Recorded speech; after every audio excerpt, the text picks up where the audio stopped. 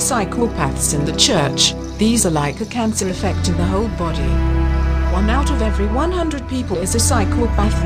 But among people that are at the top of organizations, like CEOs, supervisors, religious leaders and politicians, the rate of psychopaths is 1 out of 20. This threat must be taken seriously as many people are hurt by the thoughts, actions, and behaviors of psychopathic leadership. Some people even begin to share in the psychosis of the sick leader. The word psychopath literally means sickness of the soul.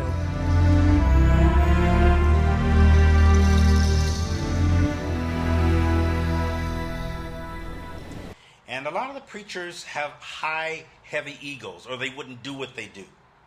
You can say they're ego-driven and testosterone-driven. That's true. A lot of the preachers who are successful, not unlike businessmen or politicians, are driven by ego and testosterone, as well as their calling.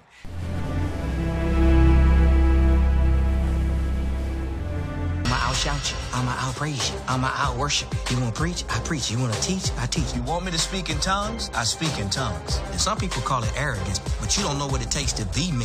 If Jesus was blacker than America, his name would be David Bullock.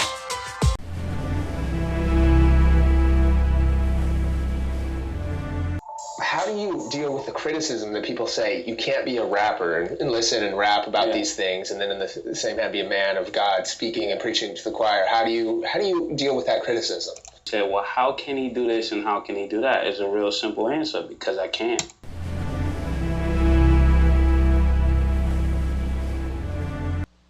I've been accused. I'm under attack. I want you to know, as I said earlier, I am not a perfect man, but this thing I'm gonna fight.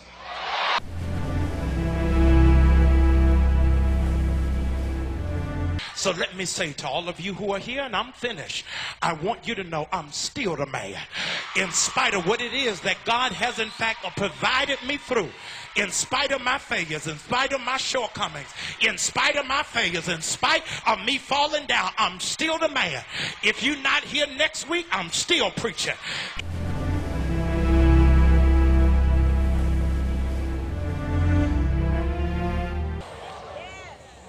And we're not going to stop.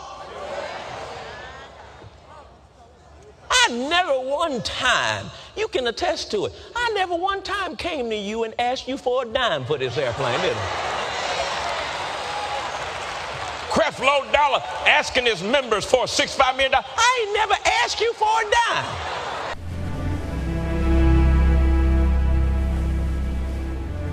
But let me make a distinction. I don't consider myself a prosperity preacher, even though I'm a preacher who has prospered. I have prospered because I worked several jobs at the same time. I have prospered because I could walk away from my church and make a living doing movies, doing television. The blessing is yours. The business is yours. The property. A whole lot of other things. And while I am a preacher that has prospered, people who really follow me know that my message has not been, let me show you how to get rich. I said the property. My message has been, let me show you how to survive life. I don't care what they say on the title deed. God said the property is already yours.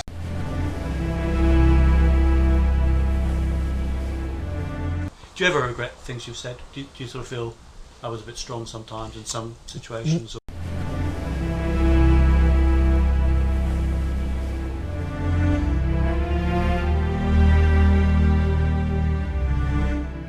As I look forward to the future, and I do look forward to it, I believe the Lord has shown me I am to do two things with the rest of my life.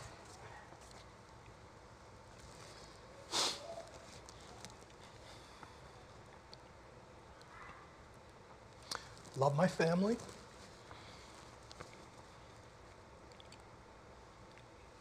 and teach the Bible.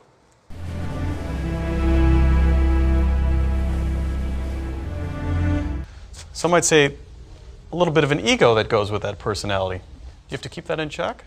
Yeah, I think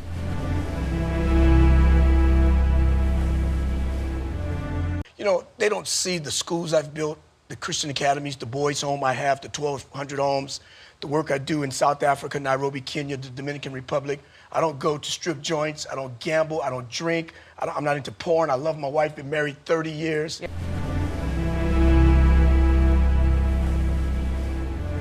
By 14, I shot a man and tried to kill him. Charged as an adult at the age of 14. Locked up with adults for a minute, not long. My mother got a wave down to juvenile assault, where I ended up spending a year and a half in the forestry camps of Cumberland, Maryland. At the age of 16, I came home, and I ended up a drug addict till I was 19. And if I consulted all of that and studied my life based on all of that, I would never be anything. Death of a local megachurch pastor may have been drug-related. Good afternoon. I'm Martha Sagowski. And I'm Jason Guy in for Jim Payne. The Wall Street Journal is now reporting that investigators found narcotics in Pastor Zachary Tim's pocket.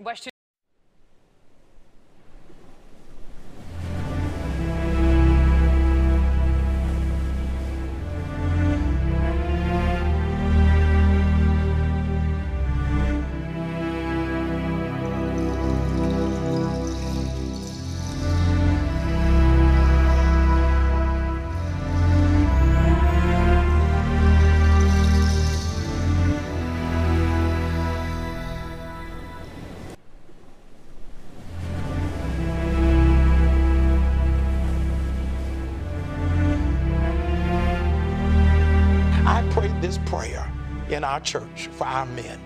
Lord, so bless me that people think I'm a drug dealer. I want you to so bless me that people will assume what I'm doing is illegal.